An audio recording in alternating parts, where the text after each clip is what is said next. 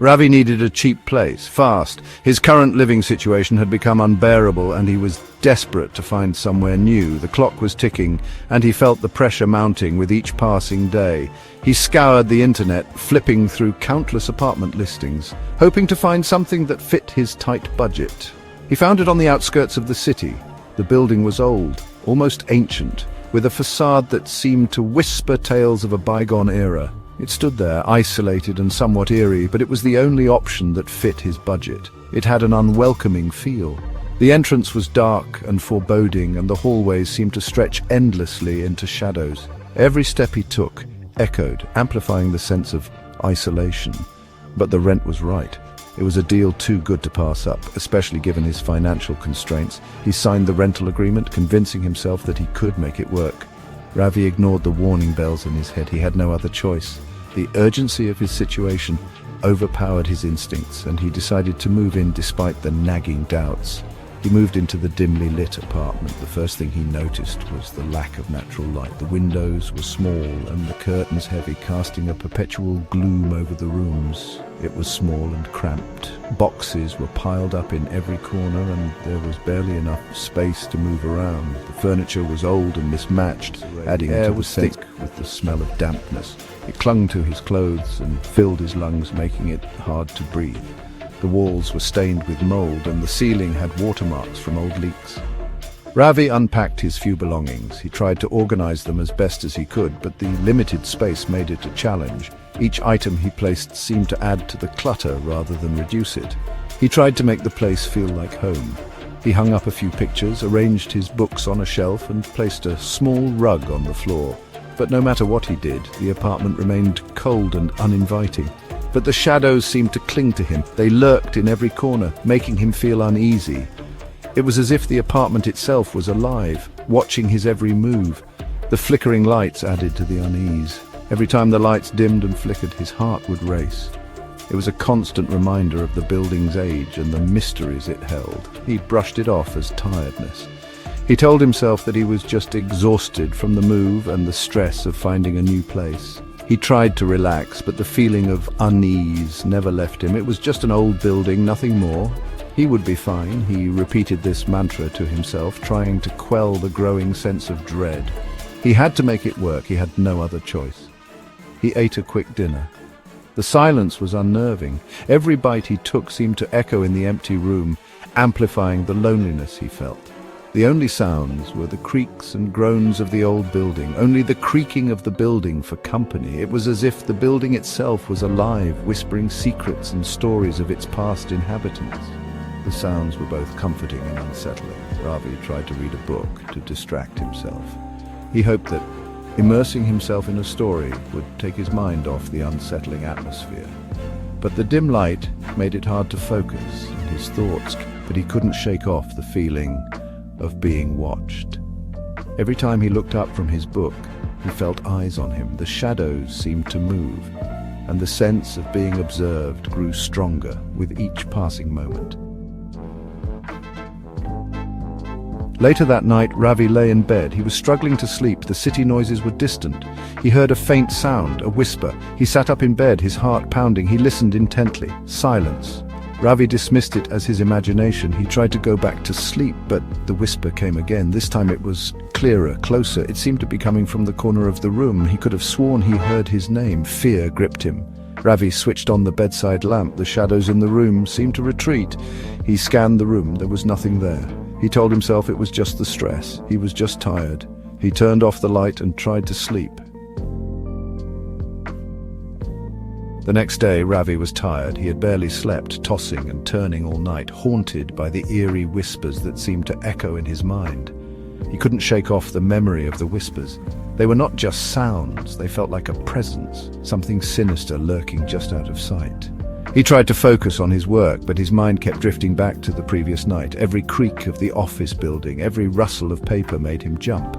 The incident kept playing on his mind, a loop of fear and confusion. He rubbed his temples, trying to ease the growing headache. He felt a constant unease, as though eyes were watching him from the shadows. He found himself glancing over his shoulder, expecting to see someone or something there, as though he was being watched. Night fell, and the feeling of being observed only intensified. He peered out the window, scanning the empty street for any sign of movement. Ravi was dreading going to sleep. The thought of facing the whispers again filled him with dread. He lay in bed, staring at the ceiling, his mind racing. He lay in bed, listening for any sound. Every creak of the house, rustle of the wind set his nerves on edge. He strained his ears, waiting for the inevitable. The silence was almost unbearable. Then he heard it, the whisper. It was faint at first, almost indistinguishable from the wind, but it grew louder, more insistent. This time there was no mistaking it. It was a voice, low and menacing, whispering his name. Terror coursed through him, freezing him in place. He switched on all the lights, his hands trembling. The room was bathed in light, but it did nothing to dispel the fear that gripped him. He searched every corner of the apartment, under the bed, behind the curtains, in the closets.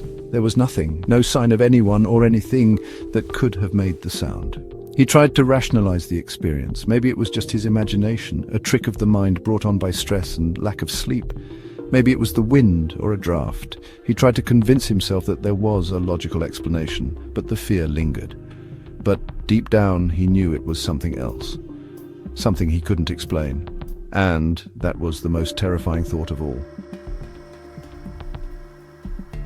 Ravi couldn't take it anymore. He decided to investigate. He searched online for similar experiences, tales of haunted apartments. He stumbled upon stories of entities that could mimic voices, stories that sent shivers down his spine. He started noticing things he hadn't before, cold spots in the apartment, objects moving on their own. The flickering lights seemed more frequent, more sinister. The whispers continued every night, growing louder, more insistent. Ravi was living in a nightmare. He was exhausted, sleep-deprived, haunted by the whispers. They followed him everywhere he went. He was at his wit's end. He had to do something. He needed proof. Ravi decided to record himself while he slept. He had been hearing strange noises at night, whispers that seemed to come from nowhere. They were faint, almost imperceptible, but they were enough to keep him awake, tossing and turning in his bed. He needed to know if it was all in his head or if something more sinister was at play. He set up his phone on the nightstand, the camera pointed towards his bed. The room was dimly lit, casting eerie shadows on the walls. He made sure the phone was secure, not wanting to miss any potential evidence. He hoped to capture something, anything that could explain the whispers. Every night the sound seemed to grow louder, more insistent. It was as if they were calling out to him, trying to communicate something he couldn't understand. He lay in bed, staring at the phone, his heart pounding. The anticipation was almost unbearable. He tried to calm his racing thoughts, telling himself that it was probably just the wind or the house settling. Hours passed, and then the whispers started. They were soft at first, like a gentle breeze rustling through leaves, but soon they grew louder, more distinct. Ravi's name repeated over and over. Ravi's name repeated over and over. It was unmistakable. He felt a chill run down his spine.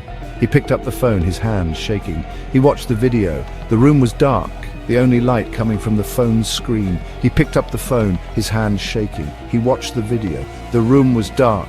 He could hear the faint whispers. Then he saw it. A shadowy figure emerged from the corner of the room. He could hear the faint whispers. Then he saw it. A shadowy figure emerged from the corner of the room. It was tall and gaunt. Its eyes glowed red in the darkness. Ravi gasped in horror.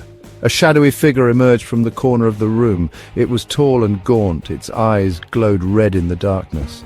Ravi gasped in horror. The figure moved closer to the bed. It was tall and gaunt. Its eyes glowed red in the darkness. Ravi gasped in horror. The figure moved closer to the bed. It leaned over him, its voice a raspy whisper directly into the camera. "You are mine now."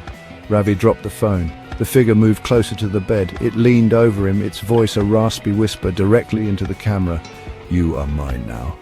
Ravi dropped the phone. He scrambled back in terror. The figure was gone. It leaned over him, its voice a raspy whisper directly into the camera. "You are mine now." Ravi dropped the phone. He scrambled back in terror. The figure was gone. The room was silent once more, but the fear lingered. He scrambled back in terror. The figure was gone. The room was silent once more, but the fear lingered. Ravi knew he had captured something truly terrifying, something that defied him. He couldn't shake the feeling that the figure was still watching him, waiting for the right moment to return.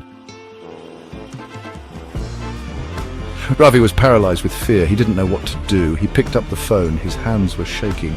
He watched the rest of the video. The shadowy figure was gone, but the whispers continued. They were faint, almost inaudible. Ravi put on his headphones and increased the volume. He could make out a few words.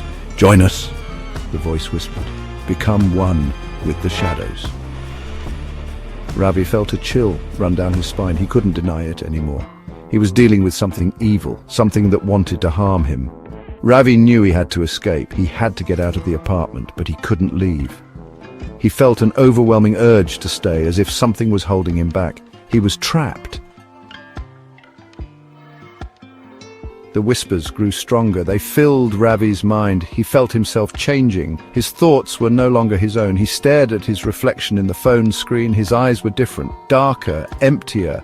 He felt a surge of power, a sense of belonging. He was no longer afraid. He was one of them, one with the shadows. He smiled, a slow, sinister grin spreading across his face. The transformation was complete. Ravi was gone. In his place stood something cold and calculating, something evil. The entity had taken control. It was free to roam. The next morning, Ravi's neighbor noticed something strange. His door was wide open. Newspapers lay scattered on the floor, but there was no sign of Ravi. The police arrived. They searched the apartment. They found no signs of forced entry, no signs of a struggle. It was as if Ravi had vanished into thin air. The investigation yielded no result. Ravi's disappearance remained a mystery. Some whispered about the strange occurrences in the building, the flickering lights, the eerie whispers. They said that the building was haunted, that Ravi had become another victim of its evil. The apartment remained empty. No one dared to rent it.